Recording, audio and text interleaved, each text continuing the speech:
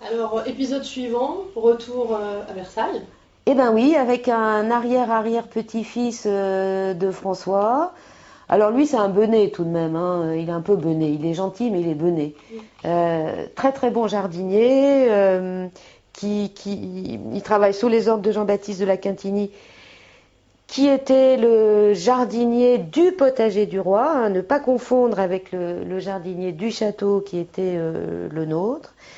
Et le potager, c'est la partie justement, alors euh, qui fait près de 9 hectares, je dis qui fait parce qu'il existe toujours, et là je ne peux que encourager tout le monde à aller le voir parce que c'est une pure merveille, et surtout qu'il a très très peu changé depuis 1683, donc ça c'est extraordinaire de découvrir cet endroit qui est presque tel quel, et donc dans ce potager avec des murs clos, avec pousse tout, enfin tout ce qui pouvait pousser à cette époque-là, les dizaines de variétés de salades, les asperges, les artichauts, les herbes potagères, il y a tous les fruits, parce que Louis XIV adorait les poires, donc en espalier, avec cet art de la taille qui est une merveille.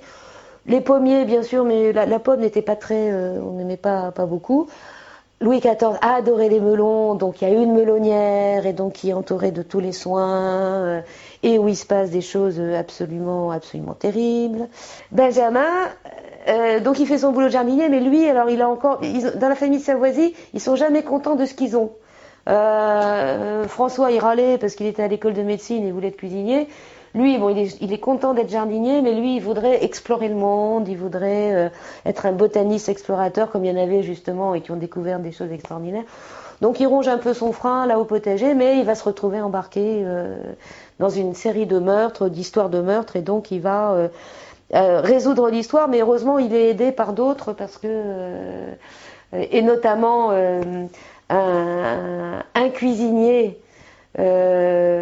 alors dont on ne connaît pas réellement le nom, mais qui a écrit un livre de cuisine fabuleux, donc je l'ai entraîné dans l'aventure. C'est une espèce de ronchon qui est toujours en train de râler. Alors peut-être un peu c'est l'image des chefs un peu justement qui repart là, parce que lui en l'occurrence on sait pratiquement rien de sa vie. Donc là moi je me suis amusée à lui créer un personnage un peu fort en gueule, un peu bon, qui va trouver chaussure à son pied si je puis dire, enfin rencontrer une anglaise, enfin voilà, donc c'est l'aventure continue.